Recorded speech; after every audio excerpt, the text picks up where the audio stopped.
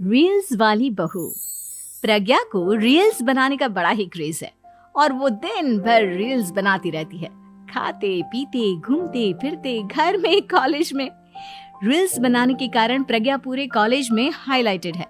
जहां उसकी रील्स सभी को पसंद आते हैं, वहीं मनीषा चिंता में डूबी रहती है। एक रोज जब खाते हुए प्रज्ञा रील्स बना रही होती है, तब मनीषा कहती है, एक मिनट भी चैन नहीं है इस लड़की को।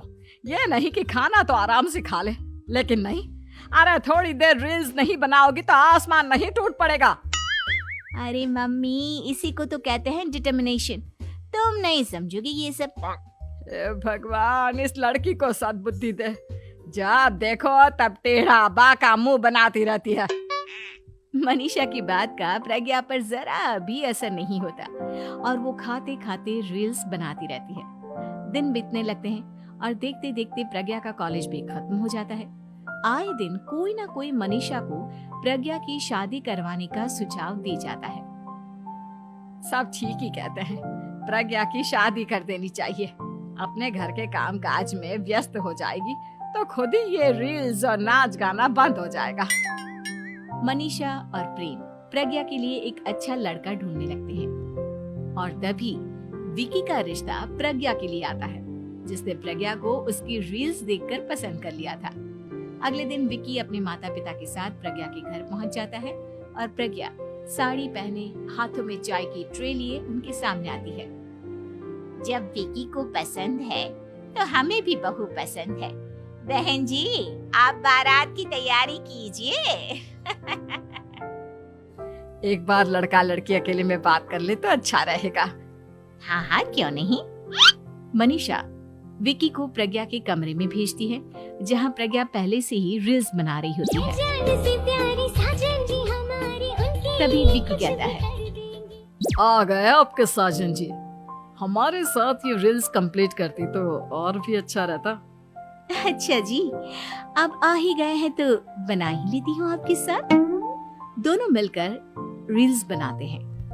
जब वी मीट और तुरंत पोस्ट भी कर देते हैं। फिर विकी कहता है, जब आप साड़ी में चाय लेकर आई तब मुझे लगा कि कहीं मैं गलत घर में तो नहीं आ गया। अब सही है। दोनों की शादी पक्की हो जाती है और शादी के दिन भी प्रज्ञा रील्स बनाने से चूकती नहीं। यहाँ तक कि बारात के समय भी नाचते हुए रील्स बनाती है। सभी लोग प्रज्ञा की तारीफ के पुल बांध देते हैं और प्रज्ञा नाचती गाती अपने ससुराल चली जाती है। सब कुछ अच्छा चल रहा होता है। प्रज्ञा यहाँ भी दिन भर हर चीज की रील्स बनाती रहती है। लेकिन कुछ दिनों के बाद जब सुनीता कहती है, बहू, ये रील्स के साथ साथ कुछ काम भी कर लिया करो। वैसे तुझे और क्या क्या बनाना आता है?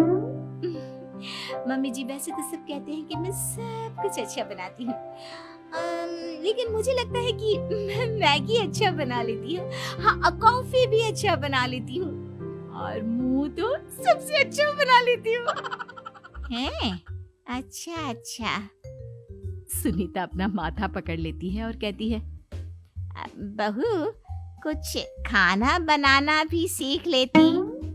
मम्मी जी, मैं लंबी प्लानिंग कर रही हूँ। जल्दी ही मैं इतनी फेमस हो जाऊंगी कि मुझे पैसे मिलने लगेंगे।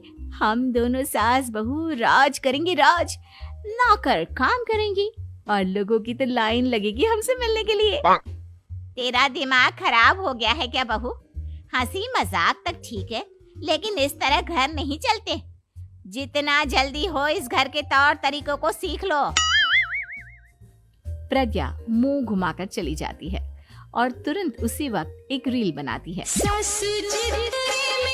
ये देख सुनीता का गुस्सा 7वें आसमान पर चला जाता है और विकी के घर आती ही सुनीता उसे सब कुछ बताती है। विकी भी अब प्रज्ञा की इन हरकतों से परेशान हो जाता है। तुम टेंशन मत लो मम्मा, मैं देख लूंगा। विकी कमरे में जाता है तो देखता है कि प्रज्ञा रील्स बना रही है।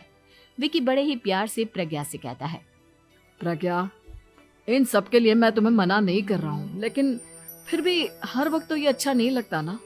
समझने की कोशिश करो, मुझे भी तुम्हारा थोड़ा वक्त चाहिए। मैं जब ऑफिस से आता हूँ तो मुझे समय देने की जगह इसी में लगी रहती है। तुम ज्यादा